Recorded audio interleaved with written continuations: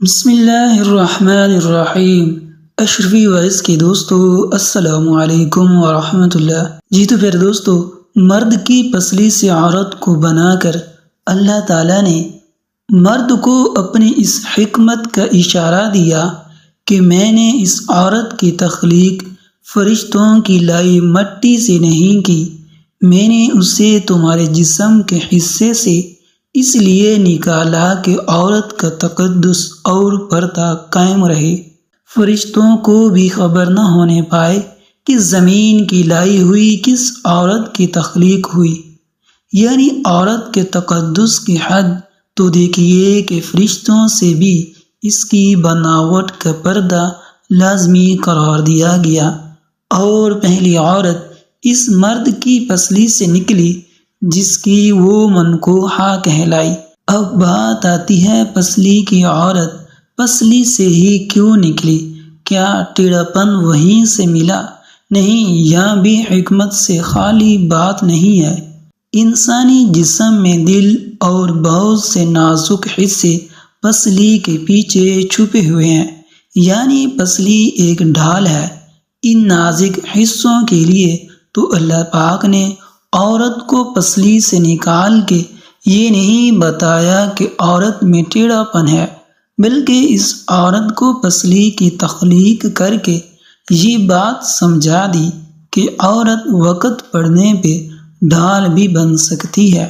حضور پاک صلی اللہ علیہ وسلم صحابہ کی محفل میں جلوہ فرماتے کہ ایک شخص حاضر ہوا اور عرض کرنے لگا، یا رسول اللہ صلی اللہ علیہ وسلم، کوئی ایسا مومن بھی ہے جو جہنم میں رہے گا؟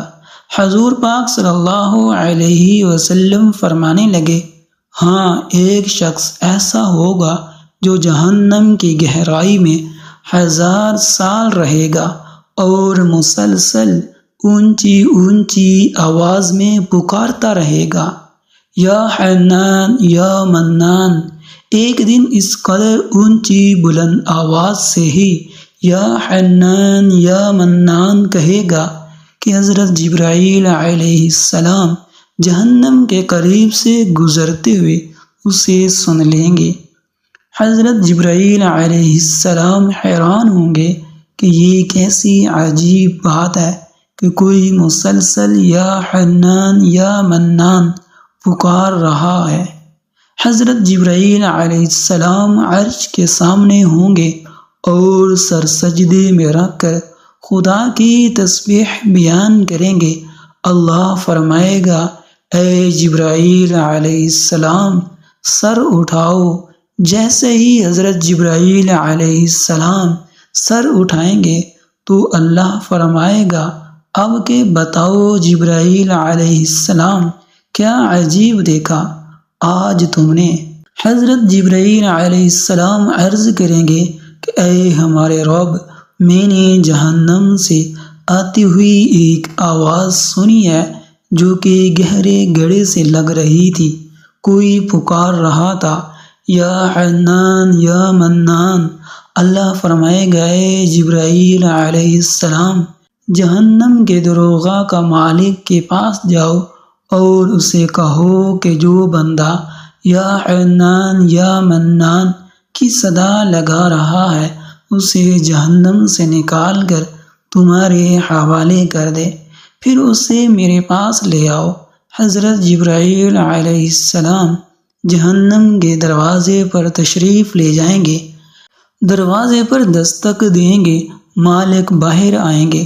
حضرت جبرائیل علیہ السلام انہیں اللہ پاک کا حکم سنائیں گے، حکم سن کر مالک جہنم کے اندر جائیں گے۔ حضرت محمد صلی اللہ علیہ وسلم نے فرمایا، جیسے ماں اپنی بچی کو پہچانتی ہے، مالک ایسے جہنم کو پہچانتے ہیں۔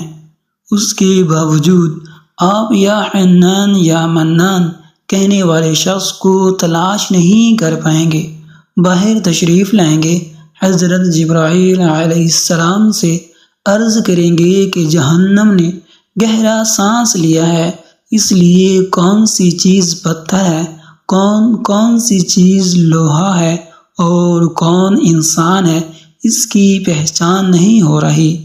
حضرت جبرائیل علیہ السلام پھر اللہ کی بارگاہ میں سجدہ کریں گے۔ اللہ پاک ارشاد فرمائے گا، اے جبرائیل علیہ السلام اٹھاؤ، تم یہاں یا حنان یا منان کہنے والے کو کیوں نہیں لائے؟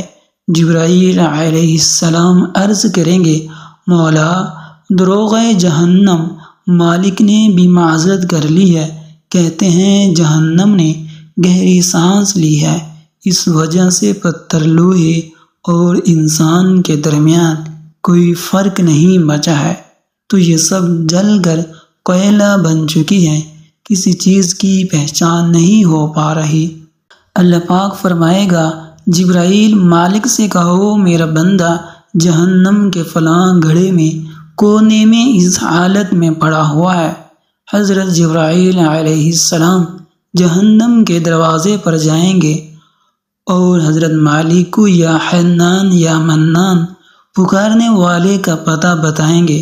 حضرت مالک جہنم کے اندر جائیں گے اور دیکھیں گے ایک شخص ہے، اس کے پاؤں اس کی پیشانی کے ساتھ اور اس کے ہاتھ گردن کے ساتھ بندھے ہوئے ہیں، اور جہنم کے سانپ بچھو اس کے ساتھ لپٹے ہوئے ہیں، اس کی زنجیریں توڑ دیں گے اور جہنم سے نکال کر حضرت جبرائیل علیہ السلام کے حوالے کر دیں گے۔ حضرت جبرائیل علیہ السلام اسے عرش الہی کے سامنے لے کر حاضر ہوں گے، سر سجدے میں رکھیں گے۔ اللہ پاک فرمائے گا، جبرائیل علیہ السلام سے فرمائے گا، سر اٹھاؤ۔ جبرائیل علیہ السلام سر اٹھائیں گے۔ اللہ پاک اس بندے سے فرمائے گا، اے بندے، کیا میں نے تیری رہنمائی نہیں کی تھی؟ میں تیری طرف رسول نہیں بھیجے تھے؟ کیا میرے رسولوں نے تمہیں میری کتاب نہیں سنائی تھی؟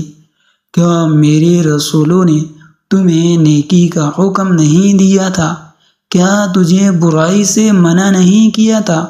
وہ بندہ ساری باتوں کو مانے گا، اقرار کرے گا، یا اللہ تو نے میری بہت اعلیٰ تخلیق فرمائی تھی، تیرے رسول بھی تشریف لائے اور انہوں نے تیری احکام بھی سنائے۔ اللہ پاک فرمائے گا، فلاں گناہ کیوں کیا؟ عرض کرے گا، یا اللہ میں نے اپنی جان پر ظلم کیا، جس کی سزا میں مجھے جہنم میں ڈال دیا گیا۔ اے اللہ، اس کے باوجود میری امید نہیں ٹوٹی، مجھے تیری رحمت سے امید تھی، میں یا حنان یا منان پکارتا رہا، مولا تو نے مجھے اپنے فضل سے جہنم سے نکالا ہے، یا اللہ مجھ پر رحم فرما۔ اللہ پاک فرمائے گا، اے فرشتوں گواہ ہو جاؤ، میں نے اس پر رحم کیا اور اسے بخش دیا۔ تو پھر دوستو ہم آپ کو بتا رہے تھے عورت کی تخلیق مٹی سے کیوں نہ ہو سکی، تو ناظرین حضرت آدم علیہ السلام کی بیوی اور موجودہ تمام نسل انسانی کی ماں ہے۔ اللہ تعالیٰ نے حضرت آدم علیہ السلام کی بائیں پسلی سے حضرت حوا کو پیدا کیا۔ جب آنکھ کھول کر حضرت آدم نے انہیں دیکھا تو اپنے خون اور گوشت کی وجہ سے ان میں انس و محبت ان کے دل میں پیدا ہوئی۔ پھر پروردگار نے انہیں ان کے نکاح میں دیا اور جنت میں رہائش کا حکم عطا فرمایا۔ بعض کہتے ہیں کہ آدم علیہ السلام کے جنت میں داخل ہو جانے کے بعد حضرت حوا پیدا کی گئی۔ حضرت عبداللہ ابن عباس، عبداللہ ابن مسعود وغیرہ صحابہ سے مروی ہے کہ ابلیس کو جنت سے نکالنے کے بعد حضرت آدم کو جنت میں جگہ دی گئی، لیکن تنے تنہا تھے، اس وجہ سے ان کی نیند میں حضرت حوا کو ان کی پسلی سے پیدا کیا گیا۔ جاگے انہیں دیکھا تو پوچھا، تم کون ہو اور کیوں پیدا کی گئی ہو؟ حضرت حوا نے فرمایا، میں ایک عورت ہوں اور آپ کے ساتھ رہنے اور تسکین کا سبب بننے کے لیے پیدا کی گئی ہوں۔ تو فوراً فرشتوں نے پوچھا، فرمائیے ان کا نام کیا ہے؟ حضرت آدم نے کہا حوا۔ انہوں نے کہا اس نام کی وجہ تسمیہ کیا ہے؟ فرمایا اس لیے کہ یہ ایک زندہ سے پیدا کی گئی ہے۔ اسی وقت اللہ تعالیٰ کی آواز آئی، اے آدم اب تم اور تمہاری بیوی جنت میں بآرام و اطمینان رہو اور جو چاہو کھاؤ، لیکن ایک خاص درخت سے روکنا دراصل امتحان تھا۔ بعض کہتے ہیں کہ یہ انگور کی بیل تھی، کوئی کہتا ہے کہ گیہوں کا درخت تھا، کسی نے سنبلا کہا ہے، کسی نے کھجور، کسی نے انجیر کہا ہے، کسی نے کہا ہے اس درخت کے کھانے سے انسانی حاجت ہوتی تھی جو جنت کے لائق نہیں، کسی نے کہا ہے اس درخت کا پھل کھا کر فرشتے ہمیشہ کی زندگی پا گئے ہیں۔ امام ابن جریر فرماتے ہیں کوئی ایک درخت تھا جس سے اللہ نے روک دیا، نہ قرآن سے اس کا تعین ثابت ہوتا ہے نہ کسی صحیح حدیث سے، مفسرین میں اختلاف ہے اور اس کے معلوم ہونے سے کوئی اہم فائدہ اور نامعلوم ہونے سے کوئی نقصان نہیں، لہٰذا اس کی جستجو کی کیا ضرورت، اللہ ہی کو اس کا بہتر علم ہے۔ امام رازی وغیرہ نے بھی یہی فیصلہ کیا ہے اور ٹھیک بات بھی یہی معلوم ہوتی ہے۔ انہا کی ضمیر کا مرجع بعض نے جنت کہا ہے اور بعض نے شجرہ، ایک قرأت فَأَزَلَّهُمَا بھی ہے تو معنی یہ ہوئے کہ اس جنت سے ان دونوں کو بے تعلق اور الگ کر دیا، اور دوسرے معنی یہ بھی ہوئے کہ اسی درخت کے سبب شیطان نے انہیں بہکا دیا۔ مرد اور تخلیق قرآن کی روشنی میں عورت کی تخلیق ایک اہم موضوع ہے جو اسلام میں عورت کے مساوی حیثیت اور وقار کو اجاگر کرتا ہے۔ یہاں کچھ اہم نکات ہیں۔ مساوی تخلیق، قرآن کہتا ہے کہ مرد اور عورت کو ایک ہی جان سے پیدا کیا گیا ہے، ان کی مساوی حیثیت اور مشترکہ انسانیت پر زور دیتا ہے۔ آدم کی پسلی سے قرآن نے ذکر کیا ہے کہ حوا کو آدم کی پسلی سے پیدا کیا گیا جب وہ گہری نیند کی حالت میں تھی۔ یہ بیانیہ مردوں اور عورتوں کی تکمیلی فطرت پر زور دیتا ہے۔ نمبر 3 کہتے ہیں کہ ساتھی اور ساتھی، یعنی قرآن عورتوں کو مردوں کے لیے شریک اور ساتھی کے طور پر بیان کرتا ہے، انسانی رشتوں میں ان کے اہم کردار کو اجاگر کرتا ہے۔ نمبر 4 ایک جیسی روحانی قدر، قرآن اس بات پر زور دیتا ہے کہ مرد اور عورت اللہ کے سامنے یکساں روحانی قدر اور جواب دہی رکھتے ہیں۔ نمبر 5 مختلف لیکن مساوی، قرآن مردوں اور عورتوں کے درمیان جسمانی اور حیاتیاتی فرق کو تسلیم کرتا ہے، لیکن ان کی مساوی حیثیت اور وقار پر زور دیتا ہے۔